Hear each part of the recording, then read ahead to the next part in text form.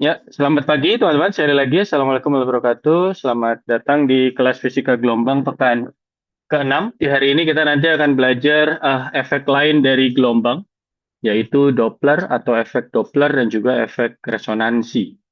Tapi sebelum itu, saya berharap ya di dalam diskusi kita hari ini, kalian dalam keadaan yang selalu baik-baik saja, teman-teman. Bagi yang mudik atau sudah mudik, selamat mudik. Salam untuk keluarga di rumah. Bagi yang belum, semoga lancar mudiknya. Bagi yang tidak mudik, ya semoga tetap apa namanya bahagia dengan keluarga di rumah walaupun tidak mudik.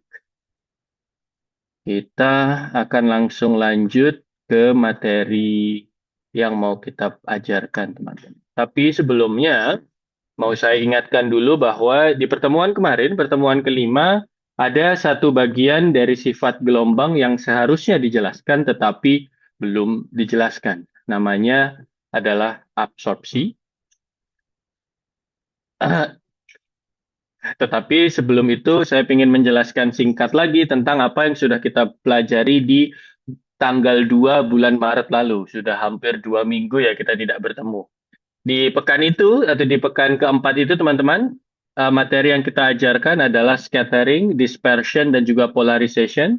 Scattering itu apa? Scattering itu bahasa Indonesianya adalah penghamburan, di mana ketika ada sebuah gelombang datang, dia nanti akan dihamburkan oleh permukaan pemantulnya ke segala arah.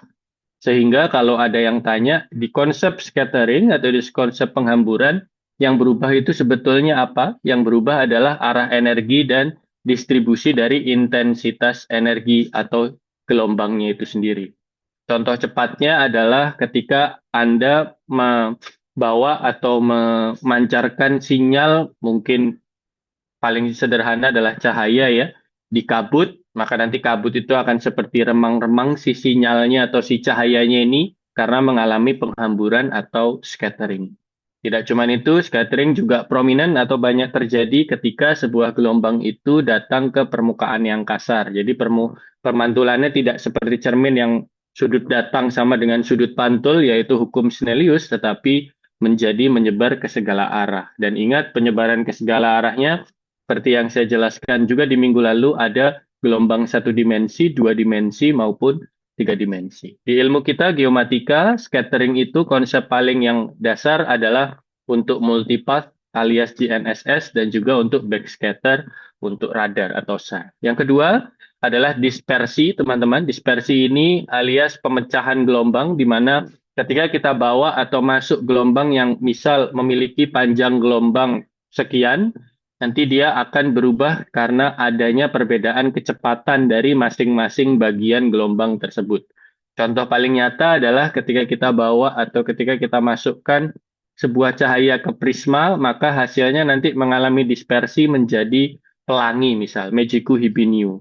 Yang itu terjadi gara-gara adanya perubahan kecepatan dari satu bagian gelombang cahaya ke gelombang yang lainnya. Nah, dispersi itu di ilmu geomatika salah satu contohnya adalah ionosfer. Ketika GNSS ini gelombangnya melewati ionosfer, maka dia akan mengalami dispersi, yang mana dispersinya ini tergantung dengan panjang gelombang ataupun tergantung dengan frekuensinya. Terakhir, kita kemarin juga belajar polarisasi, teman-teman. Polarisasi itu adalah ketika kita ibaratkan sebuah gelombang itu memiliki orientasi transversalnya ke atas dan ke bawah. Ini kita sebut sebagai gelombang yang bersifat vertikal polarisasinya. Sedang kalau gelombang ini ke kanan dan ke kiri itu disebut sebagai gelombang yang bersifat horizontal orientasinya. Nah, contohnya adalah filter polarisasi. Kalau teman-teman pernah dulu zaman SD, zaman saya SD, mungkin Anda baru lahir ya, atau ketika zaman kalian SD alias saya ketika sudah kuliah di tahun 2010-2011, itu lagi rame kacamata tiga dimensi dan kacamata polarisasi yang nanti bisa mengakibatkan apabila kita punya polarisasi satu, maka yang kita alami ini atau yang kita tangkap dari sebuah film itu beda dengan apa yang ditangkap oleh teman kita di polarisasi kedua. Hal ini terjadi gara-gara si kacamata sederhana yang kita punya ini itu memfilter atau istilahnya ngeblok atau menutup atau menghalangi polarisasi-polarisasi yang tidak diinginkan oleh si filternya ini. Jadi misal contoh ketika kita punya gelombang yang satunya bersifat naik turun, yaitu atas bawah yaitu gelombang vertikal, satunya ke kanan dan ke kiri begini, sama-sama transversal sebenarnya, tapi ini adalah horizontal. Nah, gara-gara si filter ini itu hanya membolehkan yang bersifat vertikal yang lewat, maka gambar yang Anda terima akan beda dengan gambar yang diterima oleh teman Anda yang dia menggunakan kacamata tetapi polarisasinya adalah horizontal. Contoh nyata dari aplikasi polarisasi di geomatika adalah ketika kita menggunakan data citra satelit radar yang bersifat polarisasi lebih dari satu. Kebetulan kalau scattering ada paper saya di Multipath yang saya gunakan untuk mendapatkan tinggi permukaan air laut, lalu dispersi ionospheric GNSS juga kebetulan ada paper saya yang sedang saya tulis dengan mahasiswa tentang mendapatkan tingkat ionisasi di atmosfer segera setelah ada gempa bumi di Bawean 2 tahun yang lalu. Dan kalau polarisasi sedang direview papernya di Polsar, bekerja sama dengan dosen saya dulu di ITS dan juga kakak tingkat saya dulu di ITS yang sekarang mengajar di Surabaya. Jadi ini singkat teman-teman tentang rangkuman dari apa yang sudah kita pelajari 2 pekan lalu, tetapi ada satu yang sebetulnya belum diajari, yaitu yang disebut sebagai absorpsi. Tapi sebelum lanjut ke absorpsi, saya mau ngasih 2 penjelasan singkat tambahan tentang polarisasi antena, teman-teman. Jadi di awal tadi, di recap sebentar tadi saya bilang bahwa ketika kita punya sebuah antena atau ketika kita memancarkan gelombang, dia itu bisa dapat atas bawah atau kanan kiri, vertikal atau horizontal. Nah, sebetulnya kalau kita berangkat dalam konteks linear ataupun sirkular ataupun eliptikal, kalau teman-teman ingat 1 dimensi, 2 dimensi, 3 dimensi, dia itu sebetulnya juga punya jenis yang berbeda. Kalau linear, yaitu 1 dimensi adalah vertikal dan horizontal. Tapi kalau sirkular, dia itu punya RHCP dan LHCP. RHCP itu bukan Red Hot Chili Peppers ya. Beda kalau itu band zaman 2000-an. Ini adalah right hand cross polarization. Alias dia berputarnya itu menurut kaidah tangan kanan. Sedangkan kalau LHCP berarti menurut kaidah tangan kiri. Nah, kalau eliptikal itu berarti berbentuk elips yang alias berbentuk 3 dimensi. Contoh teman-teman GNSS itu namanya adalah RHCP biasanya, dan gara-gara ada multipath yang datang itu RHCP tapi yang memantul LHCP, jadinya ada error atau ada loss atau ada energi yang hilang. Nah, selain antena polarization yang harus Anda pahami, Anda juga nanti harus memahami yang namanya cross polarization, yaitu ketika sebuah gelombang datangnya vertikal, tetapi setelah dipantulkan di bawah, baliknya horizontal. Itu bisa ya. Sebaliknya, gelombang bisa jadi datangnya horizontal, ketika dipantulkan di bawah, baliknya vertikal. Nah, ini disebut sebagai cross polarization, yang mana kalau di SAR itu nanti ada 4 jenis. Kalau yang dual pole atau dual polarization itu datangnya vertikal, kembalinya vertikal, datangnya horizontal, kembalinya horizontal. Nah, kalau yang cross polarization itu datangnya vertikal, kembalinya horizontal atau VH, dan sebaliknya datangnya horizontal, kembalinya vertikal. Hal ini mengakibatkan ada beberapa bagian bumi yang pas dengan vertikal, ada beberapa bagian bumi yang pas dengan horizontal. Saya tidak akan menjelaskan lebih lanjut karena ini materi di remote sensing, tetapi ilmu yang harus kalian pahami adalah ketika mengalami scattering, bisa jadi polarisasinya berubah. Itu teman-teman ya. Nah, contoh nyatanya adalah ketika ada TX yang sifatnya vertikal, lalu RX sifatnya agak miring. Berarti ketika sudut yang dibentuk antara TX dan RX adalah 60 derajat, maka loss atau bukan sisa, kehilangan energinya berapa? Kehilangan energinya bisa langsung dikalikan dengan cos. Jadi langsung cos 60 derajat. Cos 60 derajat, cos 60, cos kuadrat ya dari si 60 derajat. Berarti 0,5 dikalikan dengan 0,5. Nilainya adalah 0,25. Apabila ternyata kita punya maksudnya gini, apabila kita punya angka daripada energi ini yaitu sebesar 24, maka nanti dia hilang 6 desibel. Karena apa? Karena terjadi perubahan antara sudut datang dan sudut kembali yang mana tidak terlalu diekspektasikan oleh si sensor yang menerima gelombang kembalinya ini. Jadinya ada energi yang hilang. Ini teman-teman, kita lanjut sorry, terlalu cepat. Nah, sekarang kita bisa masuk langsung ke absorpsi. Kalau tadi kita belajar scattering, datang lalu dihamburkan. Kalau kita belajar dispersi, datang lalu disebarkan. Lalu polarisasi, polarisasi itu adalah datang tapi ada yang atas bawah atau ke kanan kiri begitu. Nah, kalau absorpsi itu adalah penyerapan. Absorpsi itu proses berkurangnya amplitudo gelombang akibat energinya diserap oleh medium. Artinya, terdapat pengurangan energi.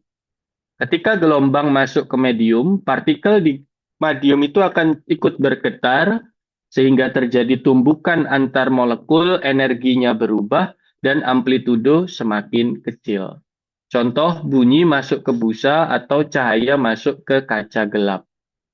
Ketika kita bicara bunyi masuk ke busa, itu contohnya adalah ketika Anda sedang ngeband ya, mungkin kalau ada yang suka ngeband, dulu zaman SMP saya juga suka SMP SMA walaupun lagunya juga seadanya.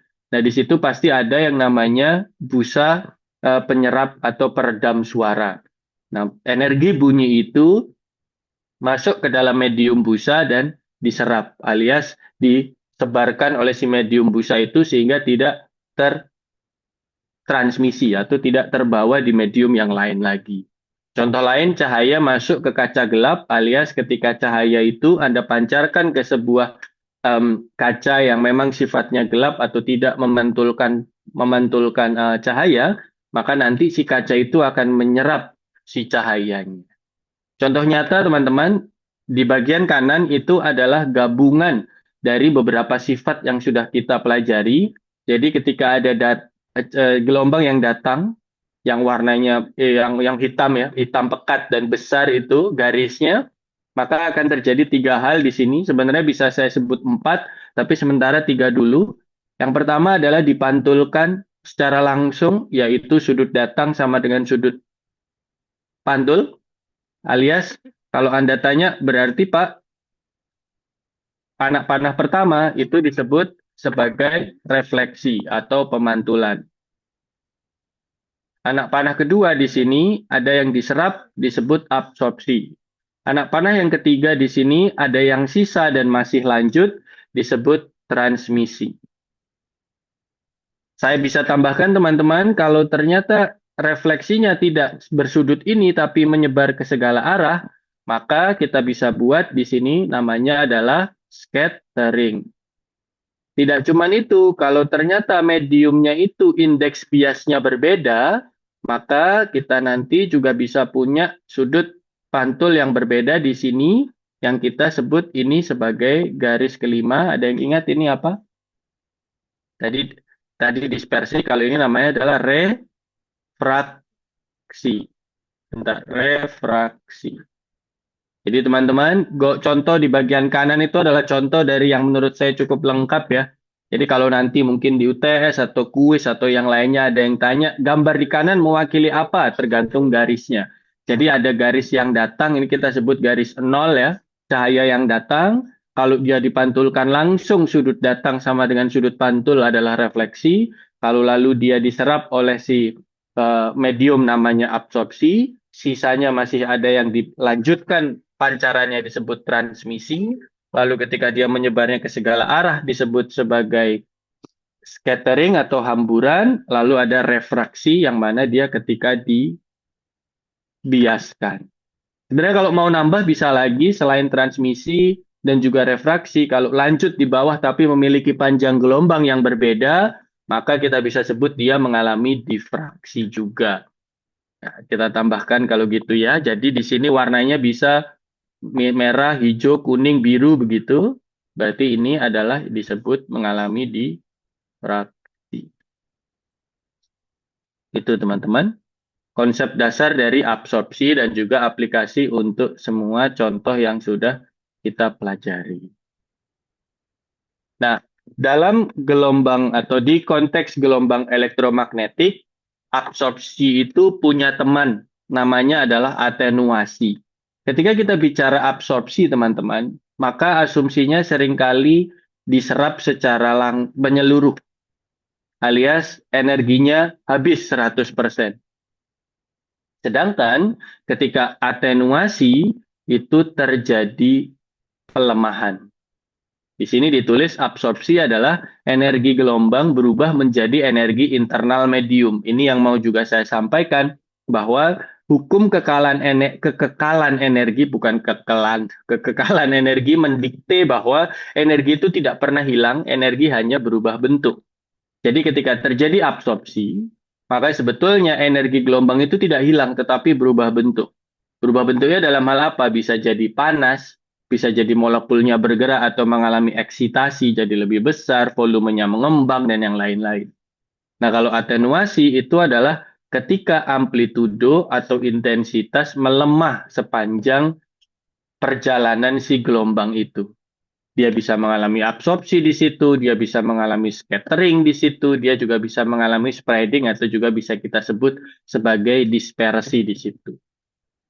Model sederhana yang mewakili atenuasi yaitu model Beer sama Lambert, yang mana I sama dengan I_O dikalikan E pangkat dalam kurung alfa dikalikan dengan X. Alfa ini adalah koefisien atenuasi dan X adalah jarak dalam medium.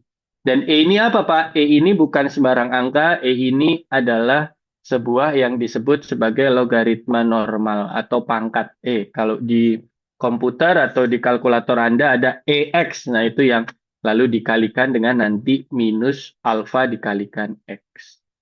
Contoh nyata teman-teman di gelombang elektromagnetik kita punya dua ya. Ketika kita bicara gelombang elektromagnetik untuk komunikasi, maka seringkali kita harus menghitung bagaimana dan berapa besar atenuasinya.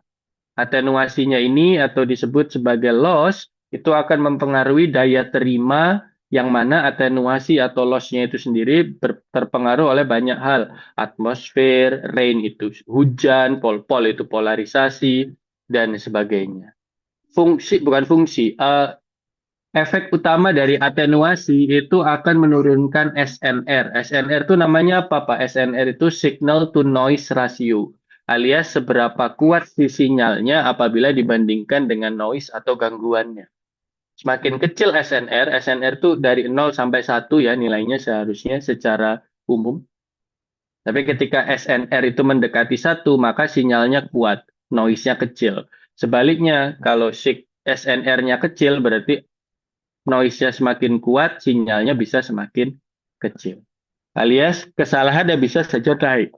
Nah, untuk mempermudah kita teman-teman dalam mencari link atau istilahnya gelombang yang komunikasinya tetap kuat walaupun ada loss-loss yang tadi saya sampaikan, kita perlu mencari gelombang dengan frekuensi yang pas. Pas ini maksudnya adalah kita cari gelombang yang dia tidak terlalu banyak diserap oleh atmosfer maksudnya. Sehingga nanti dia tidak banyak energi yang hilang. Pelajarannya tidak di sini, pelajarannya nanti mungkin di pekan ke-7 atau mungkin kayak di pekan ke-7, yaitu gelombang elektromagnetik yang memiliki panjang gelombang tertentu dan memiliki sifat-sifat tertentu ketika melewati atmosfer.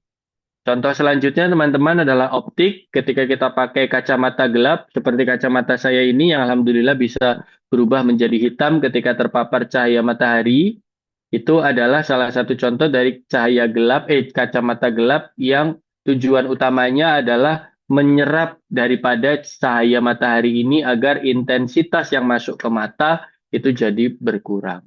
Tidak cuma itu, kita juga bisa pakai filter warna alias kacamata kita ini atau kaca yang ada di depan mata kita itu dikasih warna-warna tertentu sehingga nanti akan ada absorpsi terhadap warna-warna tertentu lainnya. Contoh lain, kalau Anda sedang mudik atau naik mobil, lalu di depan Anda lagi hujan deras, maka jarak pandang pasti turun, apalagi kalau kacanya adalah kaca yang sudah lama, sehingga ada jamur atau memang waktunya diganti filmnya begitu, sehingga nanti ada peluang terjadi absorpsi, terjadi scattering dari cahaya yang masuk ke kaca itu gara-gara ada partikel air dan juga gara-gara kacanya sendiri sudah tidak prima atau tidak maksimal, yang menyebabkan jarak pandang jadi turun dan sangat rawan kecelakaan. Beberapa cek teman-teman, ini pakai model Lambert yang ada di bagian atas. Kalau kita punya alfa sama dengan 0,2 per meter atau 0,2 dibagi meter pangkat min 1 dengan X adalah 5 meter, maka I dibagi IO sama dengan E dikalikan minus 1. Karena 0,2 dikali 5 adalah 1 alias turun 0,37. Rasio dari I terhadap IO adalah 0,37 alias 36%, 37% atau turun 63% intensitasnya. Sebaliknya berarti bisa kita bilang kalau terjadi loss atau terjadi atenuasi sebesar 63%. Ini adalah contoh teman-teman. Ini contoh lain dari absorpsi selektif pada polarisator. Nah, kalau Anda punya Polaroid ya, jadi Polaroid itu sebenarnya adalah ada lembaran, lembaran yang namanya polimer dan menyejajarkan molekulnya dan mendopingnya dengan iodium agar bersifat konduktif dalam satu arah. Jadi itulah kenapa kertas Polaroid itu khusus dan Anda harus beli karena kertas Polaroid itu sudah mengalami perlakuan tertentu. Jadi dia disamakan arah molekulnya gitu, sehingga ketika nanti dipapar oleh si siapa namanya sebuah panas kayak kalau tidak salah ingat, saya salah ingat. Jadi ketika Anda melakukan foto menggunakan Polaroid itu pada dasarnya sensornya menangkap, habis itu setiap pixel dirubah jadi lokasi yang panas, lokasi yang tidak panas, sehingga nanti medan listriknya itu diteruskan ke si gambar dan gambarnya nanti akan merubah arahnya yang mana arahnya berubah sesuai dengan bagaimana panas dan bagaimana aliran listrik yang ada dari setiap pixel tersebut.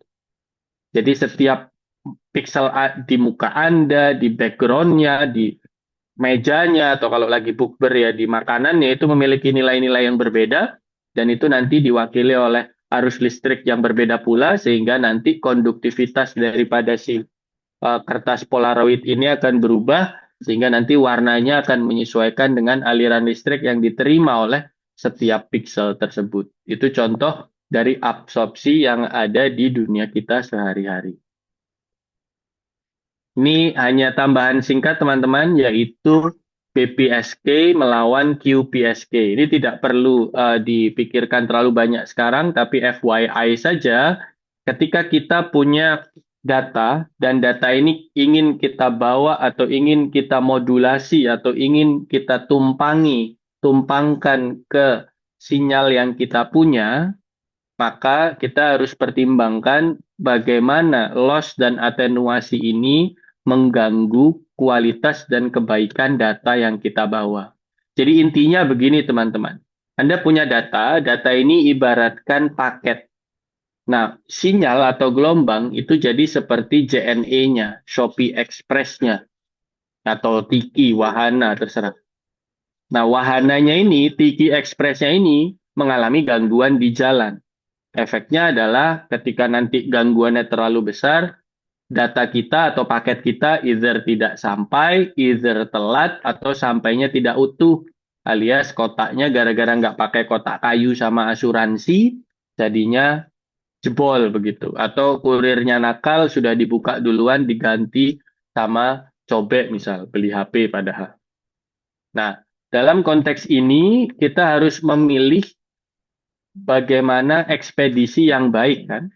Mau pakai Shopee Express, mau pakai tadi GoSend, mau pakai yang lain, itu harus memilih mediumnya atau memilih modulatornya. Nah, disinilah kita memilih kalau dalam konteks geomatika itu BPSK dan juga QPSK. Kalau BPSK itu binary, kalau Q itu adalah quarter alias kalau BPSK cuma 2, kalau QPSK itu ada 4 angka yang nanti bisa dimasukkan ke dalam setiap bagian gelombang. Saya nggak mau jelasin lebih lanjut karena ini bukan materi kalian di semester ini sebetulnya, tapi mau saya ingatkan bahwa dalam konteks fisika gelombang, kalian juga harus mulai memahami bahwa nanti akan ada momen ketika kalian belajar bahwa gelombang itu bisa ditumpangi data. Gelombang itu bisa ditunggangi oleh informasi. Tadi ya, Anda sedang belajar bahwa ternyata Tiki, JNE, Wahana itu bisa dikasih paket gitu. Dan inti dari materi kita fisika gelombang di semester ini khususnya bagian setelah UTS sebenarnya adalah itu gitu ya.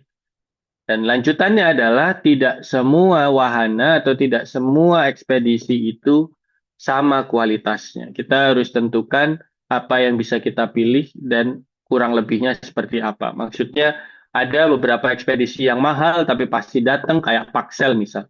Tapi bukan berarti kita harus misal mengirim jersey Persebaya yang enggak perlu takut rusak atau gimana, tapi pakai Paxel terlalu mahal. Kita mungkin bisa pakai JNE atau yang lain. Nah, itu adalah sebuah trade off yang nanti juga perlu kita pikirkan ketika kita melakukan ya tadi modulasi atau penunggangan data kepada gelombang yang kita punya ini.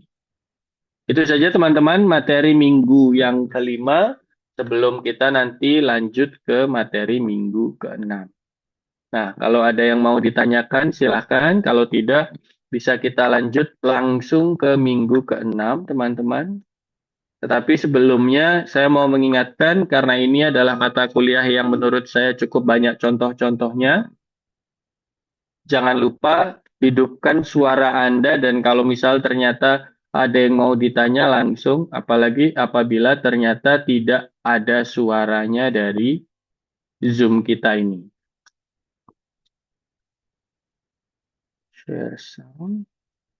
Jadi di pelajaran hari ini teman-teman kita akan belajar yang disebut sebagai efek Doppler dan resonansi.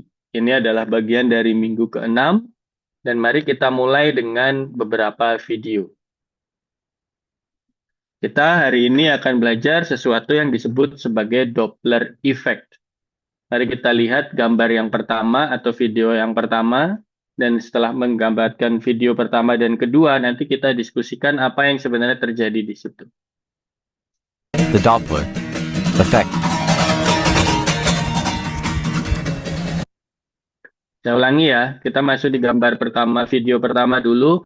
Perhatikan bagaimana kerasnya suara gitar ketika orang tersebut mendekati kamera dan bagaimana kerasnya suara gitar ketika mereka atau orang ini menjauhi kamera. The Doppler effect.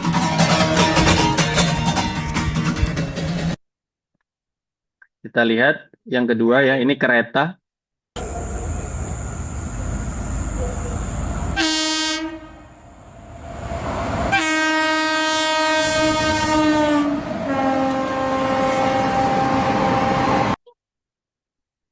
Ingat, sumbernya tetap sama-sama gitar, sumbernya tetap sama-sama bel kereta, tetapi Anda akan lihat, rasakan dan dengar perbedaannya. Ketika mendekat, maka terdengar seperti satu lebih cepat dan lebih keras, tapi ketika menjauh terdengar melemah dan juga terdengar jadi seperti agak lambat. Hal ini disebut sebagai Doppler effect. Saya ulangi ya, masing-masing satu kali. The Doppler effect.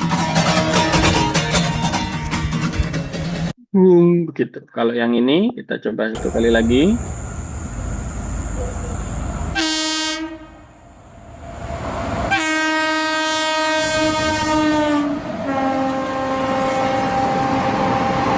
Ya, itu adalah efek Doppler. The Doppler.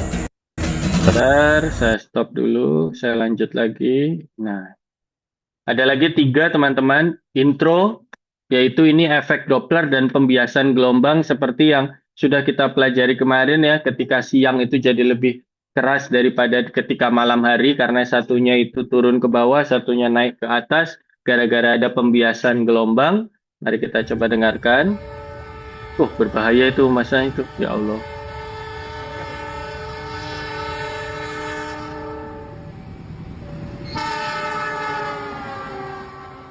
Nah, seperti itu, ngiung. Nah, itu adalah efek nyata dari Doppler, khususnya ketika sumber suaranya menjauh dari tempat kita berdiri atau tempat kita mendengarkan. Nah, bagaimana dengan F1? Ini kayaknya salah satu dari dosen tim teachingnya suka sama F1, jadinya contohnya selalu pakai F1 ya.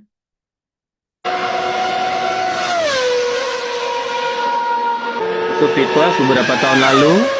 Ini V10 beberapa tahun sebelumnya lagi. Ini V8 kalau nggak salah beberapa tahun terakhir, dan ini V6 beberapa yang baru di regulasi terbaru 2026. Enggak, regulasi terbaru 2026 itu V8 kayaknya. Saya ulangi ya teman-teman ya. Bagaimana Anda bisa mendengar dan melihat bukan hanya besar kerasnya suara V12, V10, V8, dan V6, tetapi juga bagaimana dia seperti menjauh ketika suaranya juga atau sumber suaranya semakin jauh.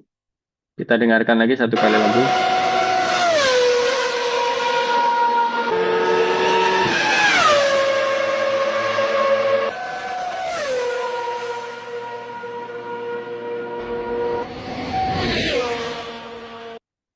Ya, satu hal yang pasti teman-teman, mungkin kalian merasa, Pak, ini kan sumber suaranya beda-beda. Ingat, sumber suara yang ada di sini itu sama semua. Keretanya ya tetap sama, belnya juga tetap ngebelnya sama, suara belnya kalau Anda lagi diam di dalam kereta dan mendengarkan belnya itu sama. Anda misal jadi Max Verstappen atau Oscar Piastri begitu yang kemarin tidak jalan sama sekali di race China, itu juga akan mendengarkan suara mobil yang selalu sama. Apalagi kalau misal ternyata mobilnya lagi berhenti, maka race engineer-nya ataupun pit stop engineer yang lagi memperbaiki mobilnya itu juga akan tetap mendengarkan suara mesin yang sama ya, kecuali dimainkan gasnya atau diganti giginya. Nah, itu baru nanti akan ada ganti suaranya ya. Tapi ketika tidak ada bedanya ya berarti eh, sebenarnya sumber suaranya itu sama, sumber suaranya itu tidak ada perubahan sama sekali. Tetapi Anda akan notice ketika dia mendekat dengan tempat Anda berdiri atau sumber pendengarannya, maka dia akan semakin keras dan seperti cepat. Tapi ketika dia menjauh, efek menjauhnya itu juga terasa. Padahal sebetulnya sumber suaranya itu sama, F-nya sama, lambdanya sama, V-nya juga sama. Tapi gara-gara ada efek Doppler yang mengubah F, V, dan juga lambda terhadap kita, jadinya akan ada perbedaan. Perbedaan selanjutnya adalah ketika yang tadi dua ini teman-teman, ini asumsinya efek Doppler ketika kita sama-sama diam. Ketika kita diam, ada benda yang bergerak. Jadi ada sumber suara yang bergerak, kitanya diam. Di video kereta itu kita kan diam ya. Di video mendengarkan F1 ini kita juga diam. Tapi bagaimana kalau ketika kita sama-sama bergerak? Seperti contoh gambar yang ada di kanan.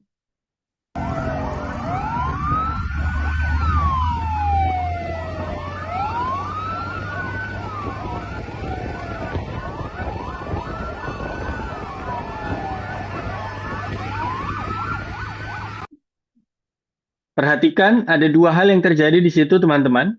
Yang pertama adalah kalau Anda dengarkan suara yang paling dominan, wiu-wiu yang paling dominan, itu adalah suara sirine dari mobilnya sendiri, dan itu tidak berubah. Tetapi Anda akan mendengarkan, yang kedua adalah Anda mendengarkan suara yang wiu-wiu juga atau sirene juga, tapi lebih kecil, dan dia berubah-ubah. Berubah-ubah itu bukan cuma wiu-wiu saja, tetapi berubah seperti terjadi efek Doppler untuk yang kedua ini. Jadi efek Dopplernya tidak terjadi untuk sesama yang bergerak untuk arah yang sama dari sumber yang sama ya, tapi terhadap suara mobil kebakaran atau pemadam kebakaran yang ada di belakang-belakangnya. Memang agak lebih susah untuk dinotis karena kita fokus ke yang depan atau suara yang paling besar, tapi akan saya putar sekali lagi dan sekarang fokuslah tidak cuma di suara yang paling besar, tapi suara yang sayup-sayup terdengar di agak kecil di belakangnya. Anda akan dengarkan bahwa itu juga berubah. Itu adalah contoh dari efek Doppler ketika sumbernya bergerak, Anda pun juga bergerak.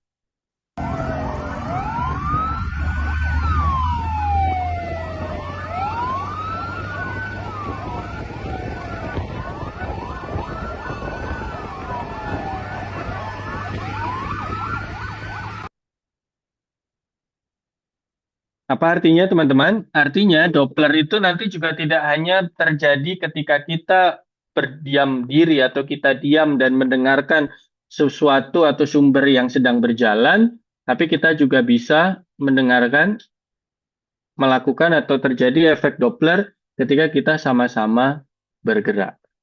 Ini cuma sedikit info saja teman-teman, tidak seberapa penting. tetapi saya mau bagikan dua sih contoh yang menjadi perbedaan kalau misal lagi ada ambulans di Jerman sama di Indonesia ya. Ya ini adalah contoh dari ketika ada ambulans tapi di Jerman dan ketika ada ambulans di Jerman itu eh, apa namanya pemilik mobil atau pengguna jalan itu wajib karena ada undang-undangnya ya untuk membentuk atau membuat yang namanya Rettungsgasse, bahasa Indonesianya adalah jalan penyelamatan begitu. Jadi kalau misal ada dua jalur, maka mereka akan jalan ke kanan dan ke kiri untuk menepi agar nanti ambulannya bisa langsung lewat. Nah, ini contoh saja, ini contoh dari dalam mobil ambulansnya. Dengarkan suaranya sambil juga lihat bagaimana orang itu mulai menyebar ke kanan ke kiri untuk memberikan jalan. Nggak kedengeran ya? Bentar, sorry. Nah, ini adalah contoh yang fail. Nah, ini contoh yang tidak mau kasih Rettungsgasse atau tidak mau kasih jalan. Nah, ini juga sama. Nah, ini adalah contoh yang berhasil ya. Harusnya seperti ini. Jadi dia pinggir.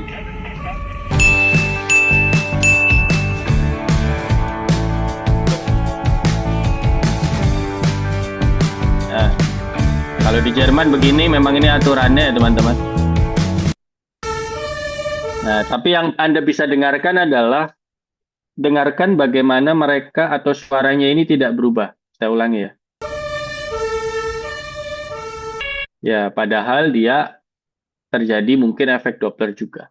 Nah, selanjutnya kalau ini dari luar. Hier sieht man mal, wie schnell die Feuerwehr durchkommt, wenn eine ordentliche Rettungsgasse gebildet wird. Das ist auch total einfach. Auf der linken Spur wird nach links gefahren und auf allen anderen Spuren nach rechts. Terlepas dari suara masnya ya, suara masnya bilang ini adalah contoh dari pembuatan Rettungsgasse yang benar. Kalau misal Anda ada di sisi kiri, maka einfach atau mudah tinggal belok kiri saja. Kalau Anda lagi di kanan, tinggal gampang belok kanan saja. Yang penting ada jalan cukup buat si mobilnya. Tapi saya tidak mau bicara itu. Saya mau bicara tentang suaranya. Dengarkan lagi, jangan suara masnya ya, tapi suara mobilnya. Hier sieht man mal, wie schnell die Feuerwehr durchkommt, wenn eine ordentliche Rettungsgasse gebildet wird. Das ist auch total einfach. Auf der linken Spur wird nach links gefahren und auf allen anderen Spuren nach rechts. Und schon hat die Feuerwehr freie Bahn zur Unfallstelle. Wenn du mehr über die Feuerwehr fahren möchtest, dann folge meinem Kanal. Hier sieht man mal, wie schnell die Feuerwehr durchkommt. Dengarkan ketika ada di depan mata kita, suaranya betul-betul keras. Tapi gara-gara ini ada di atas jembatan, ada momen ketika suaranya jadi tidak terlalu keras. Wenn eine ordentliche Rettungsgasse gebildet wird. Setelah itu, ketika keluar lagi dari bawah jembatannya, suaranya cukup keras, tapi gara-gara dia menjauh, dia jadi semakin tidak keras. Einfach. Auf der linken Spur wird nach links gefahren und auf allen anderen Spuren nach rechts. Und schon hat die Feuerwehr freie Bahn zur Unfallstelle. Wenn du mehr über die Feuerwehr fahren möchtest, dann folge meinem Kanal. Ya. Itu adalah contoh nyata teman-teman dari Doppler effect. Ya, dan juga tadi ya Rettungsgasse di dunia nyata. Saya sehari-hari kalau di depan rumah juga lagi ada ambulans juga mereka pasti begitu. Walaupun di depan ini cuma satu jalur, tapi mereka cari cara untuk tetap bisa membangun itu karena itu adalah ya bagian dari kehidupan mereka yang harus kita tiru. Di Indonesia kan tidak mungkin harus dipukul dulu kap mobilnya baru gerak atau worst yet ada yang ikut di belakang gitu. Ya, orang Indonesia kan emang gitu. Kita lanjut teman-teman. Ini namanya adalah Doppler effect. Sorry, kita lanjut. Harusnya ini. Nah, apa sih Doppler effect? Doppler effect adalah atau efek Doppler adalah perubahan frekuensi dan panjang gelombang yang diamati ketika ada gerak relatif antara sumber gelombang dan pengamat. Frekuensi itu terdengar lebih tinggi jika sumber mendekat. Frekuensi terdengar lebih rendah jika sumber menjauh. Kompresi gelombang di depan sumber, frekuensi tampak naik, perenggangan gelombang di belakang, frekuensi tampak turun. Contoh nyata teman-teman, gambar yang bagian atas. Ketika dia stasioner dan mobil ini tuh ngebel, gitu ya, dia diam saja, maka dia menyebar ke segala arah suaranya, tetapi tidak ada pengompresan atau istilahnya tidak ada pemampatan gelombang di arah manapun. Jadinya mau Anda berdiri di sini, mau Anda berdiri di sini, mau Anda berdiri dimanapun, selama jaraknya sama, maka suara yang Anda dengarkan akan sama. Tetapi ketika mobilnya itu bergerak ke sana, sehingga nanti dia sambil ngebel terus ya, entah mungkin ini orang Jakarta ya, jadi nggak sabar gitu, atau orang Medan yang juga biasanya saya pernah ke Medan isinya orang ngetantin-tantin doang, itu mungkin lagi butuh ke kamar mandi, jadinya pingin cepat. Nah, ketika dia ngebel sambil jalan, nah itu yang terjadi adalah adanya pemampatan gelombang ke arah dia berjalan. Dan ketika terjadi di arah dia berjalan ini, maka ada pemampatan atau perapatan gelombang ke arah yang ke depan yang dia berjalan. Jadi ketika Anda berdiri di sini dan Anda berdiri di sini, walaupun jaraknya sebenarnya sama terhadap mobil yang memancarkan atau yang ngebel itu tadi, maka orang yang di sini akan mengalami mendengarkan suara yang frekuensinya lebih tinggi dan terdengar lebih keras. Sebaliknya, bagi orang yang berdiri di sini, mobilnya seperti suaranya menjauh atau jadi lebih kecil. Ini contoh lain, teman-teman, gambarnya. If you were to visualize sound waves, they would look like rings originating from a sound source, growing in size as they move away from it. These rings actually represent the crest of sound waves. When the source is stationary, the crests emanate and grow bigger in a symmetrical pattern. When they are stationary, the crests grow bigger in a symmetric patterns. Ketika sumber gelombangnya itu diam, maka gelombang nanti akan memancar secara simetris. Seperti yang tadi saya bilang, lingkarannya kalau kita bicara dua dimensi, itu akan bentuknya sama, panjangnya sama, jari-jarinya semua arah sama. However, when the sound source starts to move, the crests that travel in the same direction as the sound source gets. However, tetapi kalau sound source-nya itu mulai bergerak, maka ke arah pergerakan sound source atau sumbernya itu akan terjadi pemampatan dan perapatan gelombang tadi, sehingga frekuensinya nambah ke arah tempat dia bergerak. Contohnya adalah kalau Anda tadi notice, ini ada garis yang mana daerah-daerah sini ini jadi lebih mampat. Mari kita coba lanjutkan. Squash together, causing each wave to reach the observer swifter than its predecessor. Tuh. Yang menyebabkan akan datang ke observer antara satu gelombang ke gelombang selanjutnya itu lebih cepat. Jadinya terdengar frekuensinya lebih besar sehingga terdengar lebih keras. Dan lebih lantang, maksudnya lebih keras itu ya. As a result, there is an increase in the frequency of the sound. That's why an ambulance or police siren sounds different when it approaches you as opposed to when it moves away from you. This change in the Coba ya lihat ya. of the sound. That's why an ambulance or police siren ketika sounds different when datang, it approaches you as ketika datang Anda lihat lingkaran frekuensinya, lingkaran gelombangnya lebih banyak dan mepet-mepet sehingga suaranya jadi lebih terdengar. Frekuensinya itu beda begitu dibandingkan kalau Anda lihat dari belakang, yang mana lingkarannya jadi lebih ke scratch atau lebih panjang antara satu lingkaran dengan lingkaran gelombang lainnya, yang mana suaranya jadi seperti ya tadi menjauh, jadi beda dengan ketika dia mendekat. This change in the frequency of a moving wave in relation to an observer is called the Doppler effect. Yes. Jadi teman-teman, saya ulangi, efek tersebut, efek perubahannya itu disebut sebagai efek Doppler. Mari kita coba lihat satu kali lagi ya. They would look like rings originating. If you were to visualize sound waves, they would look like rings originating from a sound source, growing in size as they move away from it. These rings actually represent the crest of sound waves. When the source is stationary, the crests emanate and grow bigger in a symmetrical pattern. However, when the sound source starts to move, the crests that travel in the same direction as the sound source get squashed together, causing each wave to reach the observer swifter than its predecessor. As a result, there is an increase daripada seharusnya, karena frekuensinya jadi terlihat seperti lebih besar atau lebih mampat. In the frequency of the sound. That's why an ambulance or police siren sounds different when it approaches you as opposed. Itulah mengapa ketika ada yang tadi ya sirene mobil, bel mobil, ambulans, fire department ataupun polisi ketika mendekati Anda, suaranya jadi seperti lebih keras atau lebih cepat karena memang ada frekuensi yang naik gara-gara adanya kompresi dan pemampatan, adanya perapatan gelombang tadi. Sebaliknya, kalau sudah lewat, gara-gara jadi renggang gelombangnya antara satu gelombang dan gelombang selanjutnya, jadinya So when it suaranya moves jadi away from berubah. This change in the frequency of a moving wave in relation to an observer is called the Doppler effect. Ya, kalau di mobil F1 tadi, suara nging yang di bagian awal itu adalah pemapatan atau perapatan dari si frekuensinya, sedangkan suara ngung yang di bagian belakang itu adalah suara dari perenggangan gelombang yang ada di bagian belakangnya. Kita lanjut, teman-teman. Kalau secara penjelasan adalah seperti ini.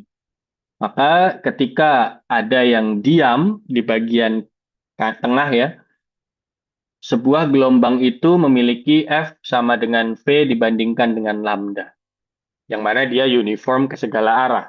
Tetapi ketika si gelombangnya ini atau sumber suaranya itu mendekat ke arah pendengarnya, maka terjadi perubahan dengan kecepatan Vs, maka terjadi perubahan panjang gelombang lambda. Lambda petik yang mana adalah V dikurangi Vs dibagi dengan F. V itu adalah cepat rambat gelombang, Vs itu adalah kecepatan sumber gelombang. Dan F aksen atau F petik adalah V dibagi dengan V dikurangi Vs dikalikan F. Anda bisa lihat di sini teman-teman, ketika kita lihat bentuk dari gambarnya yang bagian bawah, terlihat bahwa gelombangnya jadi lebih rapat, alias panjang gelombangnya mengecil, alias frekuensinya membesar. Sebaliknya, kalau Vs-nya itu adalah bernilai minus atau menjauh dari si pendengar, maka lambda aksen 2, yaitu V ditambah Vs dibagi dengan F, dan F aksen 2 adalah V dibagi dengan V plus Vs dikali dengan F. Dan Anda juga bisa lihat gambarnya bahwa lambda atau gelombang barunya itu juga memiliki panjang gelombang yang jauh lebih besar alias frekuensinya jadi turun. Ingat teman-teman, ketika berangkat ke kita, maka dia jadi rapat. Ketika dia menjauh dari kita, maka jadi renggang. Kayak F1 tadi, ketika dia datang ke kita begini, ada suara seperti naik gitu, nging yang naik, sedangkan kalau dia sudah langsung pergi dari kita begitu, maka ada suara ngung tapi seperti terdengar turun begitu. Itu yang disebut sebagai efek Doppler. Rumus Dopplernya adalah seperti ini teman-teman.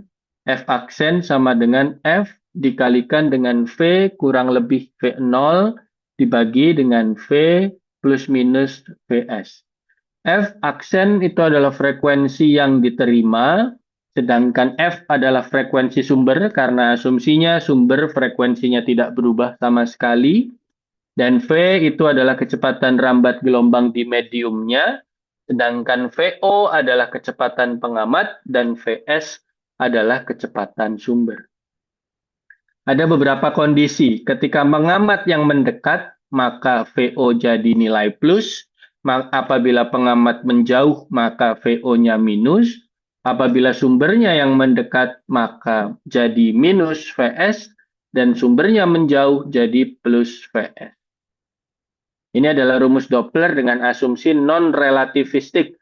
Kenapa disebut non-relativistik? Karena kalau kalian ingat, teman-teman, salah satu materi bagian pertama yang saya ajarkan, atau mungkin saya cuma berikan secara singkat, fisika itu dibagi zaman sekarang menjadi dua, yaitu classical mechanics dan modern physics. Classical mechanics itu yang patuh kepada hukum Newton, sedangkan modern physics itu yang patuh terhadap hukum relativitas daripada Einstein, ataupun juga masuk ke kuantum teori. Artinya, rumus yang relativistik akan sedikit berbeda. Tapi di hari ini kita tidak akan belajar itu terlebih dahulu, tapi kita fokus ke classical mechanics yang berkaitan dengan rumus Doppler yang bersifat non-relatif. Kita lanjut lagi teman-teman. Ini adalah contoh kasus dan aplikasinya tadi ya. Sirene ambulan yang lewat, itu sudah banyak contohnya. Bahkan tadi saya contohkan di Jerman.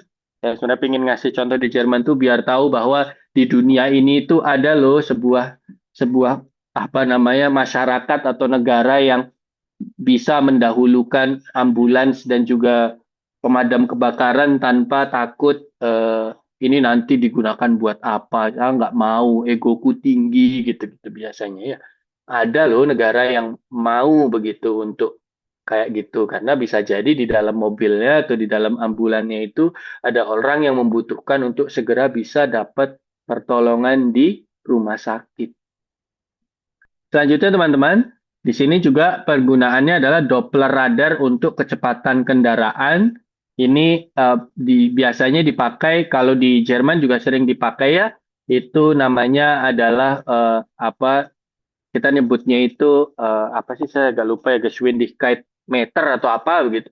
Nah, itu intinya untuk mengukur berapa kecepatan kita karena logikanya adalah ketika ada radar atau ketika ada panjang gelombang yang dipancarkan lalu kembali dengan kecepatan yang berbeda, kita jadi bisa hitung berapa VS-nya. Jadi ingat teman-teman, logikanya adalah kalau kita punya V0 yang tidak berubah dan kita tahu V-nya berapa dan kita tahu F sumbernya yang kita pancarkan dan kita tahu F aksen yang kita terima setelah mobil itu lewat, gelombangnya kita terima berapa, maka kita pada dasarnya bisa menghitung berapa VS-nya.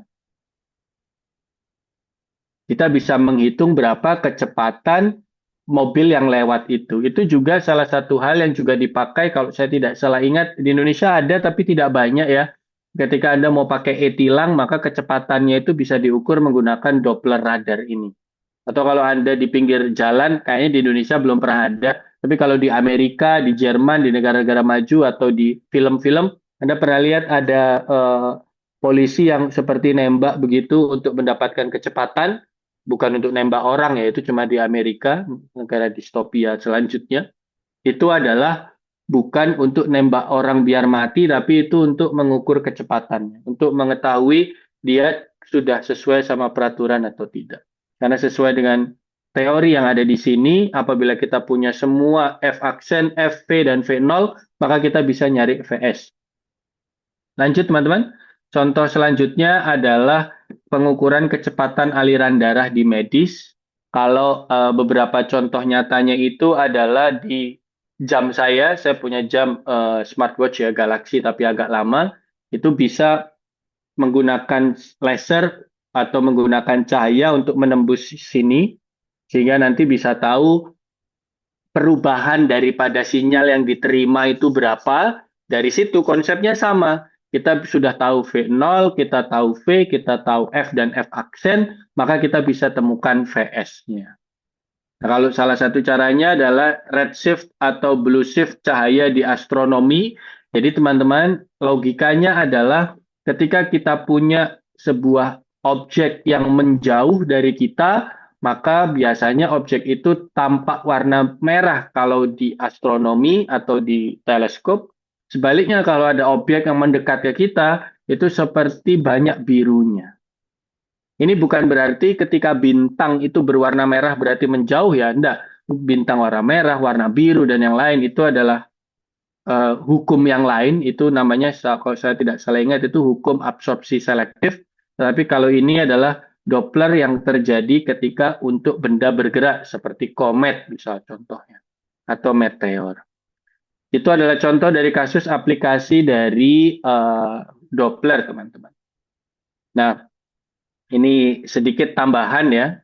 Jadi untuk memperjelas juga kapan tanda plus dan tanda minus dipakai, numerator atau pengamat yang bagian atas pakai plus jika pengamat mendekati sumber, seperti yang dicontohkan di sini ya. Ketika pengamat mendekati sumber itu berarti plus, ketika pengamat menjauhi sumber itu minus. Sebaliknya, denominator atau si sumber yang di bawah, jika sumber mendekati pengamat, maka minus, plus jika sumbernya menjauh. Ingat tipsnya teman-teman, logikanya adalah kalau mendekat berarti frekuensinya naik, kalau menjauh frekuensinya turun. 4 tanda yang paling sering tertukar adalah jangan sampai nanti salah bahwa pengamat menuju sumber itu plus VO, pengamat menjauh itu minus VO, sumber menuju pengamat min VS, dan sumber menjauh plus VS. Sekarang coba saya tanya teman-teman, kalau sirenenya diam, pengamat berlari mendekat, bagian mana yang berubah? Saya ulangi ya, sirenenya diam, ya tetap memancarkan suara, pengamat berlari mendekat. Bagian mana yang berubah? Frekuensinya Pak naik Kenapa kok bisa naik, Mas Ahmad atau Mas Dahlan? karena mendekati sumber Pak, jadi dia naik. Betul, karena dia mendekati sumber. Terjadi pemampatan akan gelombang yang dipancarkan oleh si sirene itu terhadap kita yang mendekat. Dan ingat, di bagian atas yang berubah jadi plus VO. Nah, kalau sumber mendekat, pengamat diam, apakah lambda di medium ikut berubah? Jawabannya adalah untuk lokasi di antara sumber dan pengamat, iya. Karena ketika F-nya berubah, maka nanti lambda pun juga berubah. Menggunakan rumus V sama dengan F dibagi lambda.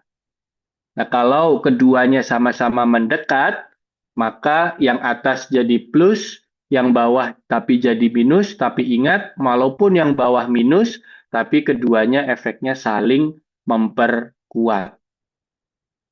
Saya ulangi teman-teman ya, efeknya saling memperkuat. Karena kalau yang atas semakin besar, V plus VO, maka F aksen sama dengan beberapa kali lipat dari F. Juga sama, kalau yang bawah itu semakin kecil, berarti 1/V dikurangi VS, kalau dikali F, berarti jadi lebih besar untuk F aksennya juga. Karena berarti F dibagi nilai yang lebih kecil dari 1, kan pada dasarnya sama seperti dikalikan dengan 1 lebih daripada nilai tersebut. Jadi intinya teman-teman, yang atas kalau mendekat itu plus, yang bawah kalau mendekat itu minus. VO plus kalau mendekat, VS minus kalau mendekat.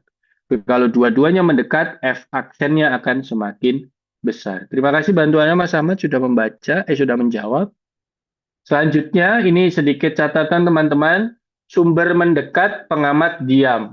Maka nanti F aksennya akan naik, lambda di depan sumber akan mengecil, gelombang terkompresi di depan sumber. Karena sumbernya mendekat, seperti contoh ambulans tadi. Pengamat mendekat, sumber diam. Mirip, F aksennya naik, tapi lambda di mediumnya tetap. Yang berubah adalah laju pertemuan pengamat dengan muka masing-masing gelombangnya. Kalau keduanya mendekat, F aksen paling besar, numerator atau pembilang membesar, denominator atau penyebut mengecil. Jadi semakin besar F aksennya. Kalau keduanya menjauh, F aksennya turun, gelombang tampak semakin renggang. Ini contohnya teman-teman, saya akan lewati karena keterbatasan waktu. Kita ada beberapa contoh soal yang bisa langsung kita masuk di yang pertama.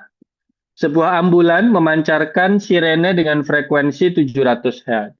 Ambulans bergerak mendekati pengamat dengan kecepatan 30 meter per sekon kuadrat. Nggak pakai kuadrat. Pengamatnya diam. Cepat rambat bunyi di utara 340 meter per sekon. Hitunglah frekuensi yang didengar oleh pengamat. Saya izin untuk pasang HP saya satunya biar saya bisa langsung isi pakai Samsung Pen punya saya sebentar.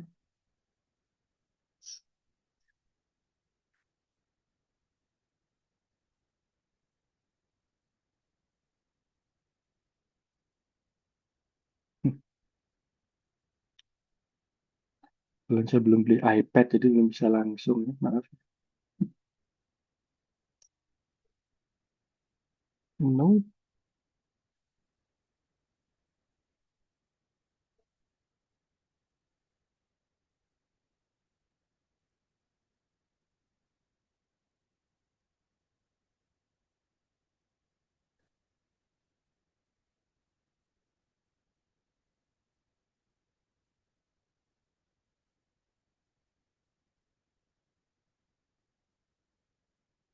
Seperti biasa, teman-teman, cara kita mengerjakan adalah dengan mengidentifikasi parameter-parameternya terlebih dahulu. Sorry.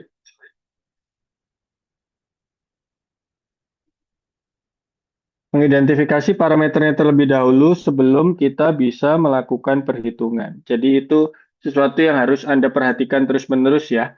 Jadi lebih enak adalah kita mengidentifikasi parameternya terlebih dahulu sebelum kita masuk ke rumusnya.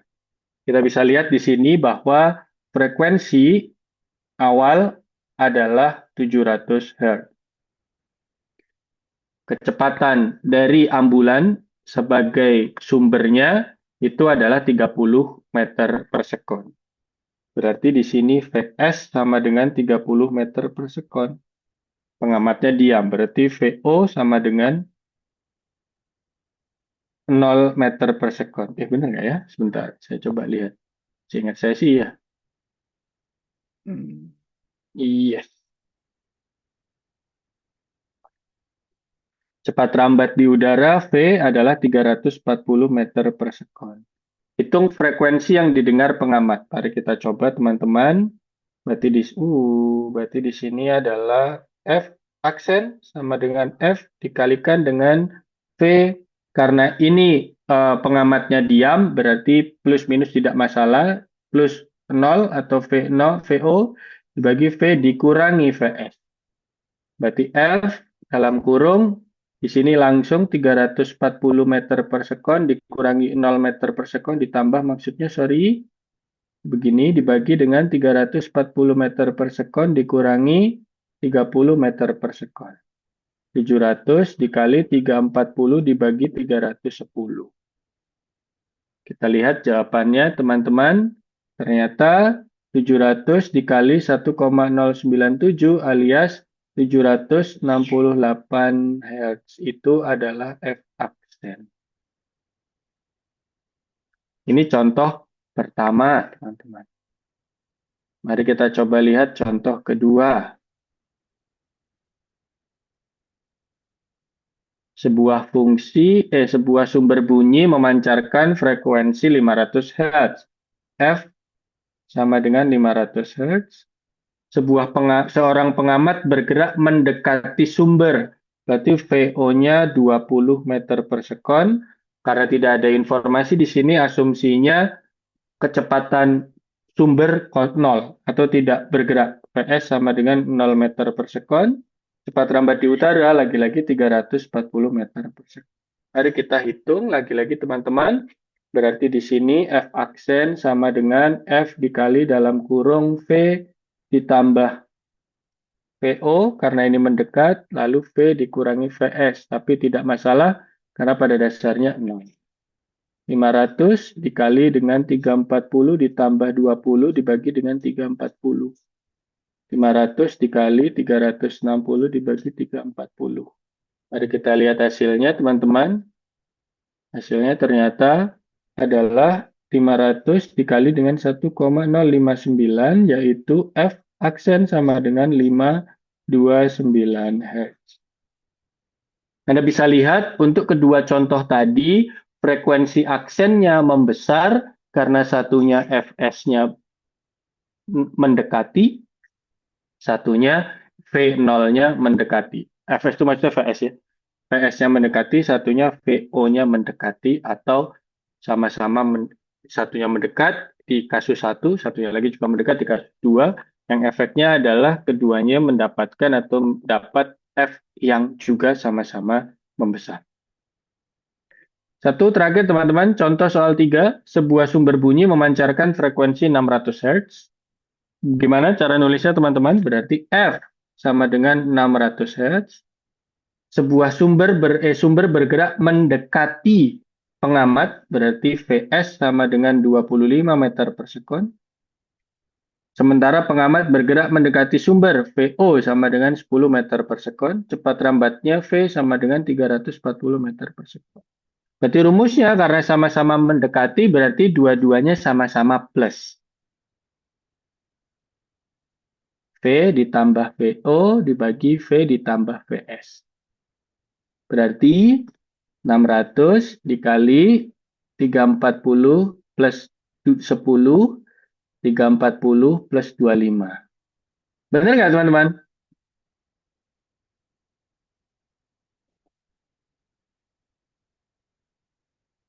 Saya sengaja ya, kayaknya sudah ngantuk tapi nggak apa-apa. Saya sengaja tadi menyalahkan, biar saya ingin tahu Anda ada yang berani ngoreksi saya apa enggak. Tapi sebetulnya rumus ini salah, karena ketika sumber itu bergerak mendekati pengamat, yang benar adalah bukan plus, tapi minus. Jadi seharusnya nilainya V dikurangi VS, 340 dikurangi 25. Berarti 600 dikali 350 dibagi 315. Berapa hasilnya? Berarti F aksen sama dengan 600 dikali 1,1111 alias 667 Hertz. Dan dari semua contoh ini, baik contoh 1, contoh 2, contoh 3, itu adalah contoh yang sama-sama menambah F aksen, karena untuk kasus pertama, sumbernya yang mendekat, untuk kasus yang kedua, pendengarnya yang mendekat, untuk kasus yang ketiga, kedua-duanya mendekat. Rule of thumb-nya, kalau mendekat, F naik, kalau menjauh, F turun.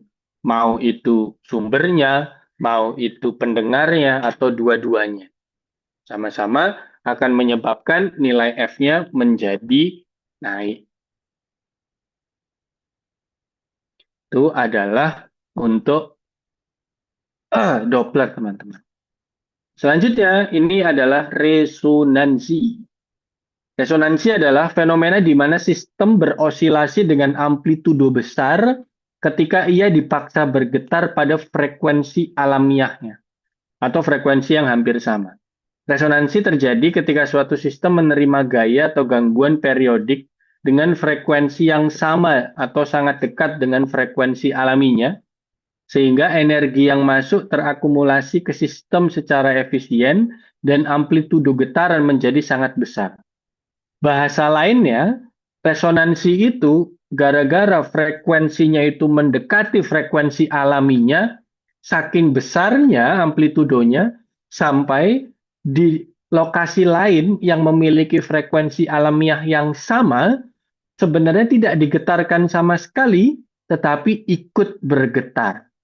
Contohnya teman-teman, kalau Anda lihat di gambar ya, atau di video, nanti Anda akan lihat ketika Bapak ini, Profesor ini, mengganggu bel atau istilahnya, apa bahasa Indonesianya ya, menyentuh bel yang pertama, yang di dekat tangan beliau, maka nanti bel yang kedua dengan bola pingpong itu juga akan bergetar, walaupun tidak ada yang menggetarkan sama sekali. Kita akan lihat.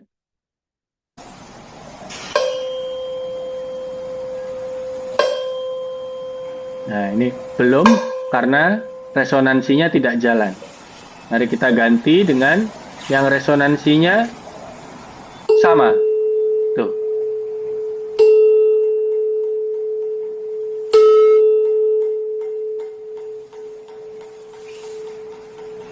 Padahal tidak dipegang, tidak disentuh, tidak di apa-apa. Jauh, tidak ada magic di sini. Ini adalah ilmu fisika.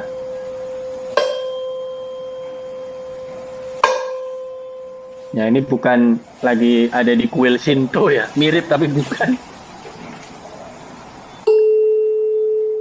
Tuh. Nah, ini adalah contoh nyata teman-teman dari resonansi.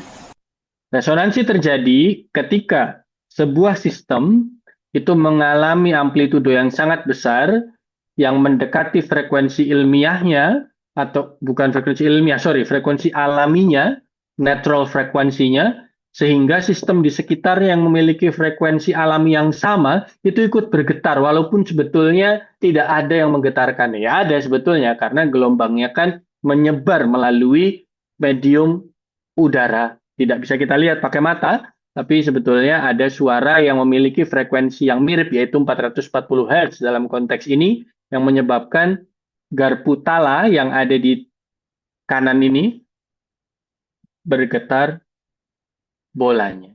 Bukan garpu nala ya, ini yang kemarin ramai di Twitter, bukan yang itu beda lagi. Kalau ini adalah garpu tala. Saya nggak tahu Anda maksud apa enggak dengan nala yang saya maksud. Di timeline saya cukup ramai soalnya. Kita lanjut. Syarat terjadinya resonansi, teman-teman. 1, harus ada sumber gelombang. 2, ada sistem yang bisa bergetar dengan frekuensi alami tertentu.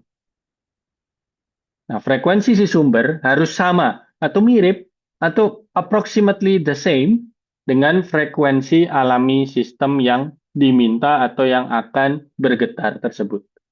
Contoh sistem yang bisa berosilasi adalah pegas dan massa, tali, kolom udara, jembatan, bangunan, atau contoh tadi garpu tala. Mereka semua punya frekuensi alami. Ini perlu dipelajari teman-teman, karena bayangkan ketika Anda membangun jembatan, ketika Anda membangun bangunan, Anda tidak tahu frekuensi alaminya berapa. Lalu tiba-tiba ada kejadian gempa yang sebenarnya gempanya itu kecil. Tetapi gempa ini memiliki frekuensi alami yang pas dengan bangunan tersebut. Jadinya bangunannya getar luar biasa dan akhirnya runtuh, jembatannya pun sama.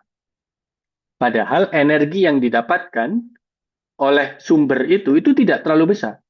Tapi hanya gara-gara frekuensi alaminya persis atau sama atau mendekati, jadinya efeknya sangat besar. Kalau bahasa Inggrisnya adalah the impact is so devastating atau huge, besar begitu. Padahal harusnya mungkin cuma 4 magnitudnya begitu. Tapi kerusakannya bisa seperti 7 atau 8 magnitud hanya gara-gara mayoritas bangunan atau jembatan di situ ternyata coincidentally, kebetulan memiliki frekuensi natural yang sama. Ini contoh ya teman-teman. Contoh lain.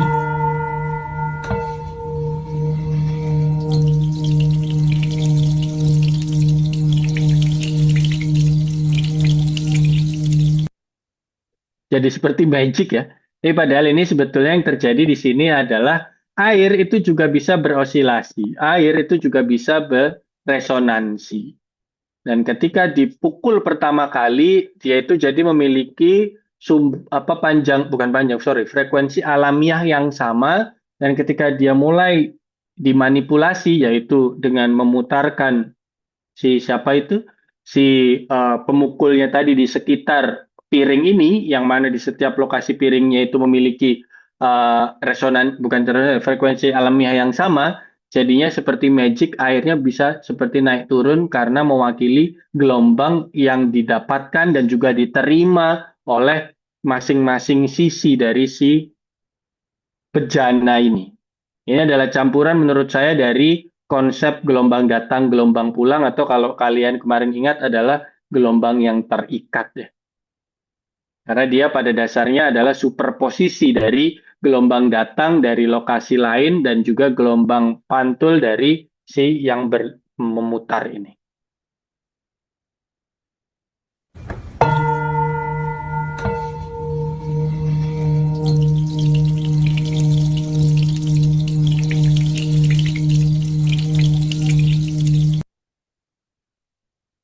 Begitu teman-teman.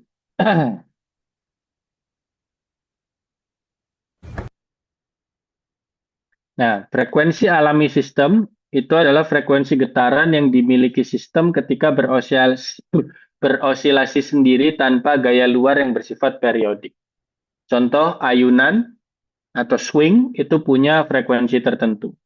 Gawai gitar punya frekuensi tertentu. Kolom udara juga punya frekuensi tertentu. Frekuensi ini ditentukan oleh sifat sistemnya, misalnya panjangnya, masanya, tegangan, dan kekakuannya. Contoh nyata kalau kita pakai gitar, ada momen ketika gitar kita ini tidak pas. Misal kita pasang di C begitu, tetapi C-nya ini tidak pas gitu. Pasang di D atau pasang di E, tapi tidak pas. Hal ini terjadi gara-gara belum di stem, alias frekuensi alami sistemnya itu belum dapat gara-gara ada tegangan yang belum pas. Karena ada panjang yang belum pas dari senar atau dari dawai-dawai gitar. Ini tidak terjadi kalau misal contoh saya pakai piano, lalu saya pakai chord C begitu ya, 1, 3, dan 5. Nah itu tidak akan pernah bisa ini nih, salah begitu. Karena memang dia sudah terkalibrasi. Kecuali saya pakai organ tunggal yang memang harus disetel senarnya. Jadi organ tunggal itu ada senar. Mau saya pakai C 135, mau saya pakai D, mau pakai E 136 ataupun 236 sama aja gitu.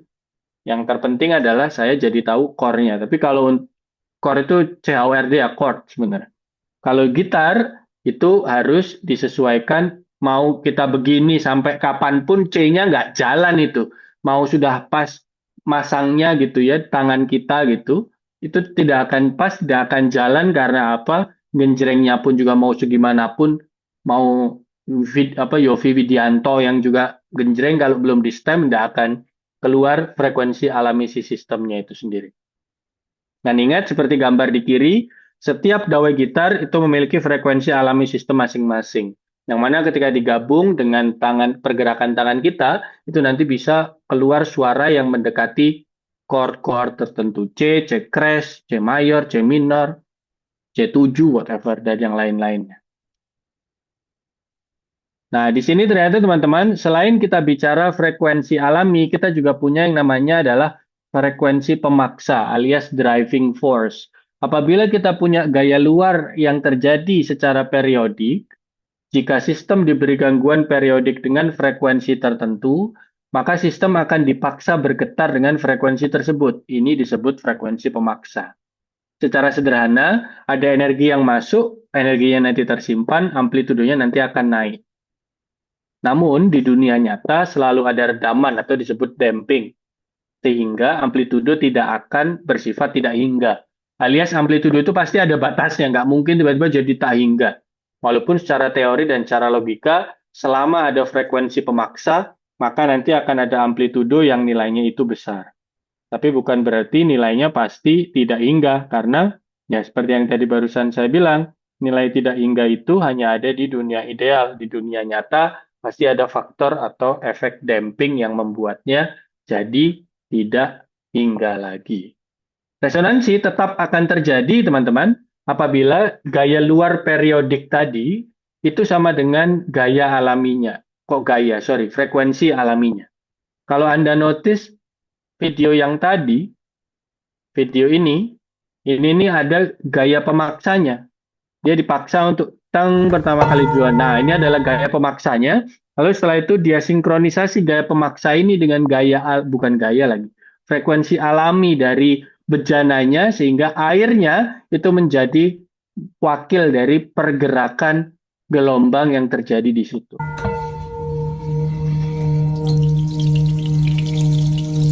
Ya, dan ini tidak magic ya, bukan sulap, bukan sihir.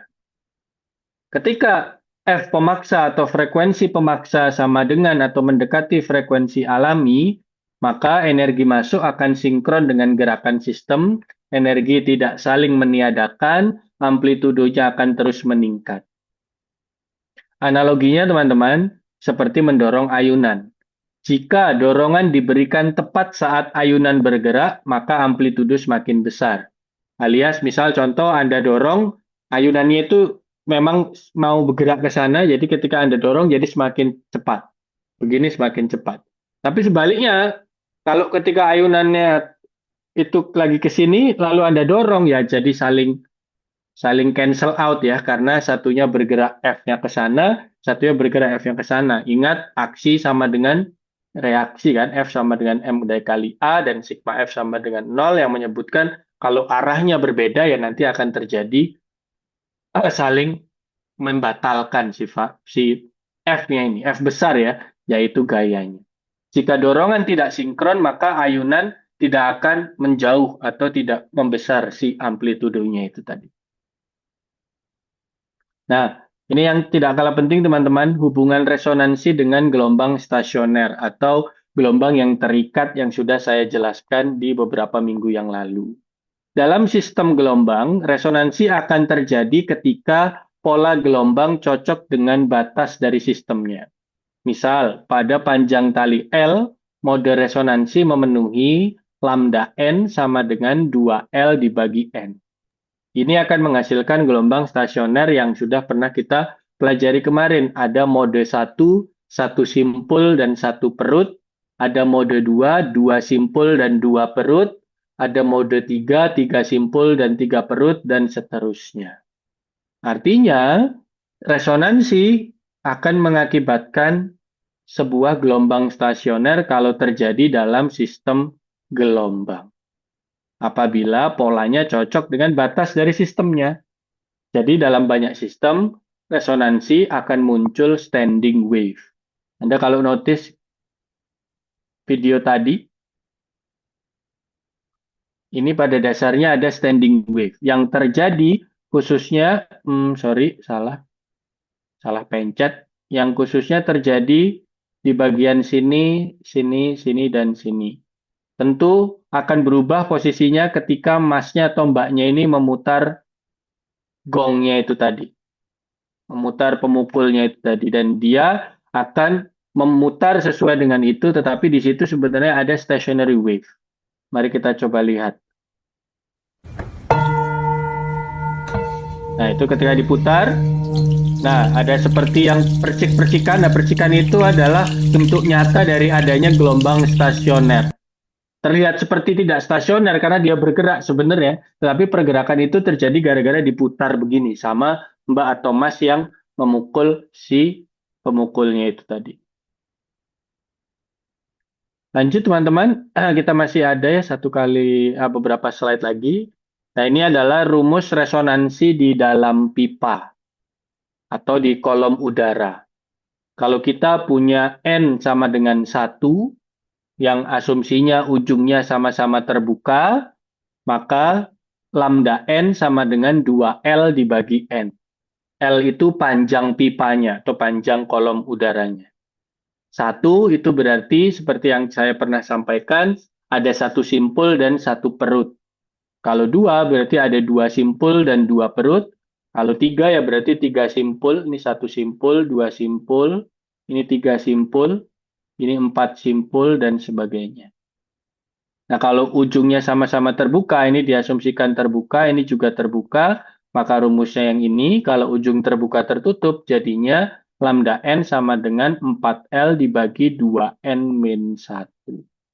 Ini akan memperlihatkan berapa panjang gelombang ketika ada di kolom udara yang bersifat terbuka ataupun ada di pipa yang bersifat separuh terbuka atau separuh tertutup. Terserah, sama aja ya, separuh terbuka dan separuh tertutup kan sama sebenarnya.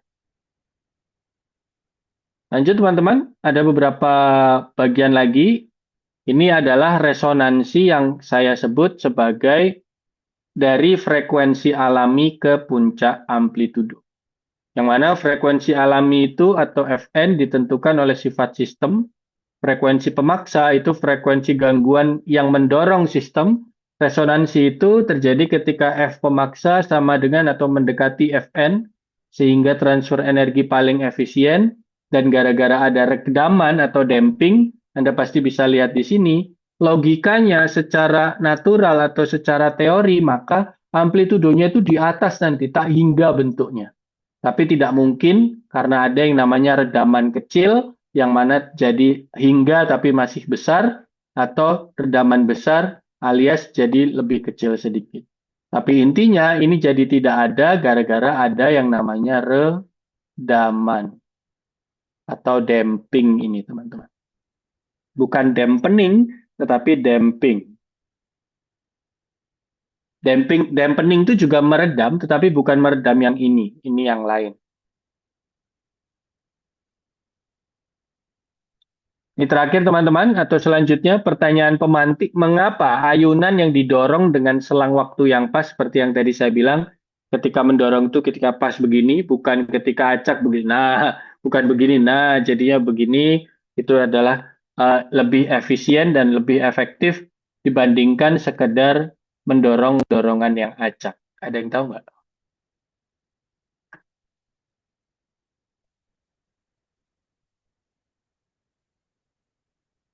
Nggak ada. Ini ya gimana gimana? Sorry. Mungkin Pak, kalau dia didorong secara acak itu arahnya jadi berlawanan Pak, jadi kurang efisien. Sedangkan kalau pas itu mungkin arahnya searah dia Pak dorongannya, jadi cukup efektif lah Pak daripada yang didorong secara acak. Ya, betul sekali. Ini ada urusannya dengan arah dorongannya. Ketika si ayunan itu memiliki arah dorongan yang berlawanan arah dengan gaya yang kita masukkan atau gaya pemaksanya, maka dia saling menghilangkan atau cancel out. Satunya ke sana ya, saling menghilangkan tuh. Tapi kalau satunya ke kiri dan ini juga ikut ke kiri, maka nanti akan jadi besar, alias menjadi efektif. Tapi ingat jangan terlalu tinggi ya, apalagi kalau sama anak-anak nanti bingung mereka bisa nangis di atas ayunan nanti. Selanjutnya teman-teman, di sini cara lain sebenarnya dari saya untuk menjelaskan dari resonansi ke gelombang stasioner ke mode N. Jadi ketika kita bicara resonansi itu urusannya nanti sebenarnya adalah ke gelombang stasioner yang tadi sudah saya jelaskan.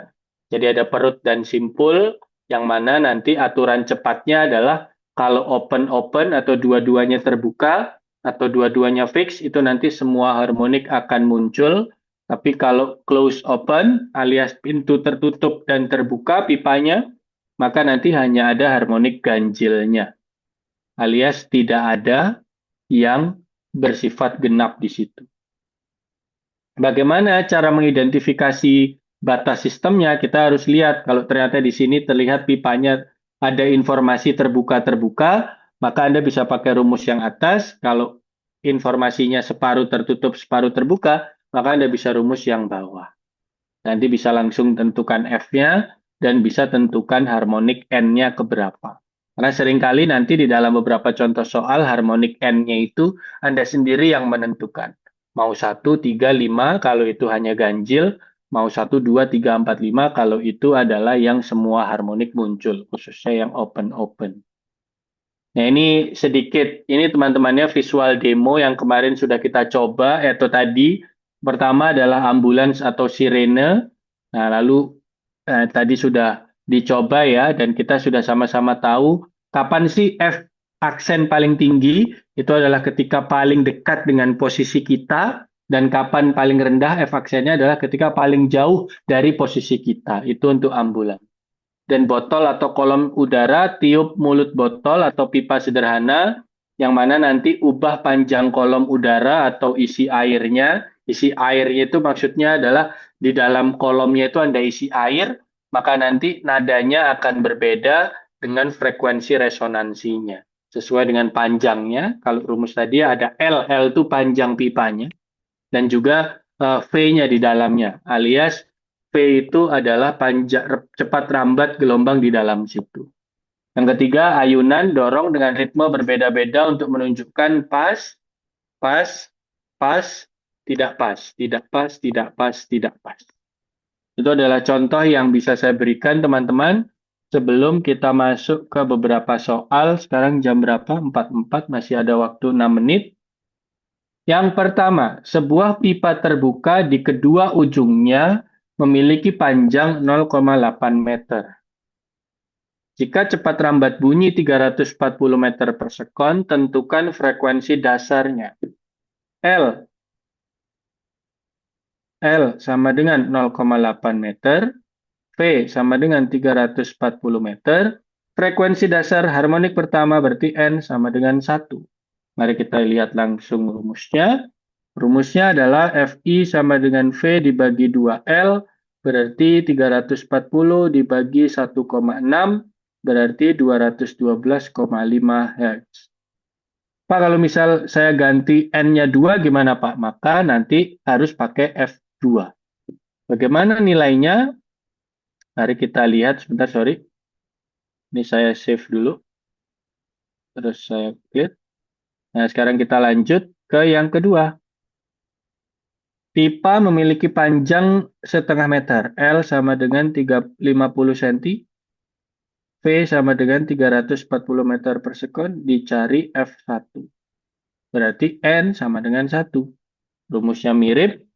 Karena ini pipa tertutup, berarti F1 sama dengan V dibagi 4L, berarti 340 dibagi 2, yaitu 170 Hz. Lanjut lagi teman-teman. Masih ada satu soal lagi.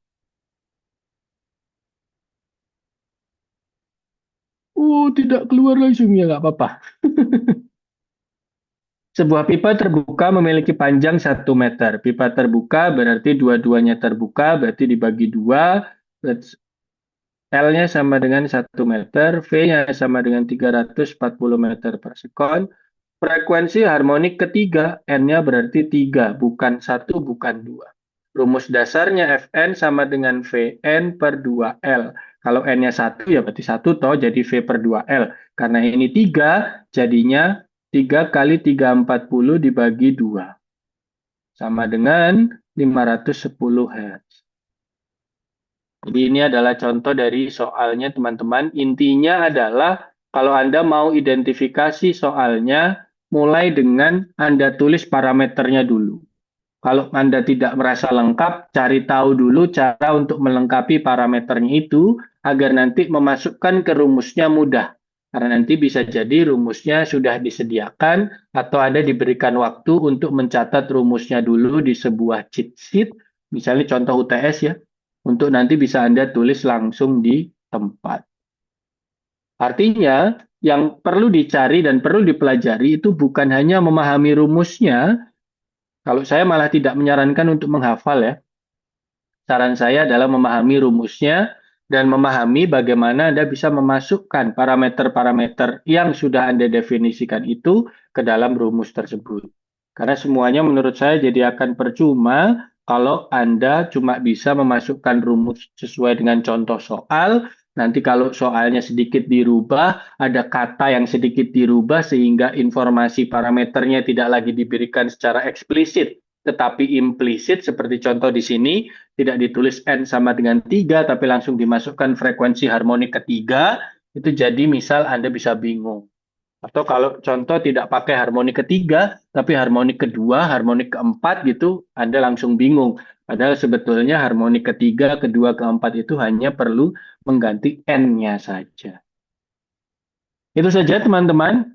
Habis ini ada absen, tetapi karena ini kuliah via Zoom yang direkam ya. Jadi sekian dari saya, akan saya tutup rekamannya, dan bagi yang ingin bertanya boleh sekali untuk ditanyakan. Terima kasih.